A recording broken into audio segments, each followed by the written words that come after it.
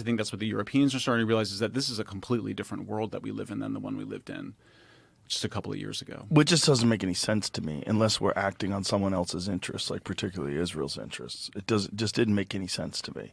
Like if they had supposedly dismantled their chances of making a nuclear bomb, whether or not that's true, or I mean, it's so hard to know. He was unsatisfied, and just like he was like, I'm not getting anywhere in these negotiations, and I'm going to replace the person I'm negotiating with. It's just, turn over the table, like change things up. You're not getting anywhere, and you could say he was too impatient. Their view was the Democrats were too patient with Iran. They kept trying with Iran.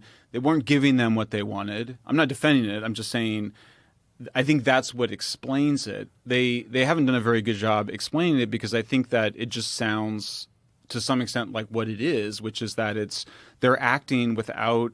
They're sort of like, well, does it result in regime change in Iran? We don't know. They might say that we want that or whatever, but that's not ultimately. They're not acting on the basis of achieving regime change. But it just seems so insane based on what he ran on. I mean, this is why a lot of people feel betrayed, right? He ran on no more wars and these stupid, senseless wars, and then we have one that we can't even really clearly define why we did it.